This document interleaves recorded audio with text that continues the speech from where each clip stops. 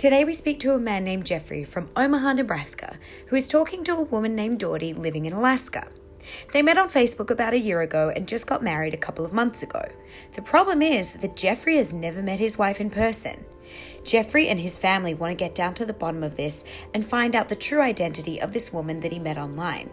Let's see what we can uncover on today's episode of Scamfish. Don't forget to like, comment, and subscribe. Let's get into it. You had met this girl online, you were as suave as you are, you messaged her, and she liked the way you kind of handle things in your approach because you were respectful when you were speaking to her.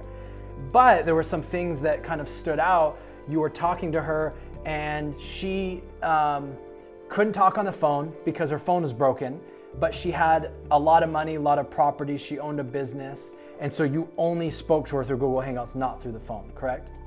Correct. Never heard her voice. What started making you suspicious? Because you've been in contact with us because, even though you think this is real, you have suspicions, don't you? Yes, I do. She always had an excuse about something. Every time I would ask her about something, it would be an excuse. So then, finally, she said, well, I can receive my money and properties if you marry me. The lawyer, Jeffrey Garrett, I got in contact with him and she said, talk to my father's lawyer. So I started emailing him and he said that he would release money and property to her, but it would only be in my name. I'd be owner of all this property and I have control of the money. That was her parents' wish, her father's wish. You're talking to this girl. How long were you talking to her, by the way, before the lawyer got involved? Started talking in October of last year. So the lawyer gets involved and then the lawyer's like, hey, we're going to put you on her properties. You're going to be part owner and you're going to be the sole survivor of her inheritance. But you need to sign this paperwork. And before you sign the paperwork, though, you have to pay these lawyer fees. Well, not the lawyer fee, but pay for the marriage license. So, Jeffrey, how much money have you given her out of your own pocket? Well, mainly she wanted, how you do them stream cards? Mm-hmm. I would buy those and I would take pictures of them and show her the stream card and the receipt and scratch the back of them off and send them to her like that. I heard you have a picture up on your wall. She had sent you a picture of marriage, like a picture that with you and her together? Yes. How did she get that picture? I sent her a picture of me to her, and next thing I knew, well, it was probably a month later or something, or later on, it came in the mail. So she photoshopped it because you guys were never together. So she photoshops this. How big's this picture? Oh, I could show it to you. She took this picture and she photoshopped it and sent it back to you? Yeah. And so you have that on your wall? I took it down. You cared enough about her and this was a serious enough relationship with her to actually have it on your wall every single day. Yeah. And at first, it started like that.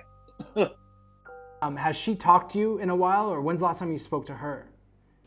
Last time I spoke to her was 2 weeks ago, I do believe.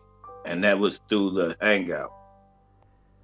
And then, so what I'm actually going to do, I think we have enough information to get going. We're going to work on this and get back to you. And Jeffrey, what's your goal with us? What's your goal with coming to us and talking to us? What are you wanting from this? The truth, not to be heartbroken. And how's this been for you? Like, how has this whole situation felt for you? Up and down. Sometimes I was looking at it being true, and other times I wasn't. Yeah. For the fact of the things with how it was coming out, and I sent her money for a plane ticket, and she wouldn't catch the plane to come to Omaha. And for a week go back to California to really get the lawyer and get the money, receive the money and stuff. Gotcha. So you're really looking for that closure then, is what you're saying. Exactly. Okay. And anything else you want to talk about, or any other suspicions that you had that you want us to look into? That basically you really covered what I was really wanting to get down to know, to come the truth about. And I kind of figured that. Yeah. And my own daughter kept telling me that's somebody that's faking you. A few days ago, we actually got to speak to Jeffrey's family. He has an excuse for everything. He backs her up. We came across the real woman in the photos, an Instagram model and actress named... Are you unsure if the person you're talking to online is real or fake?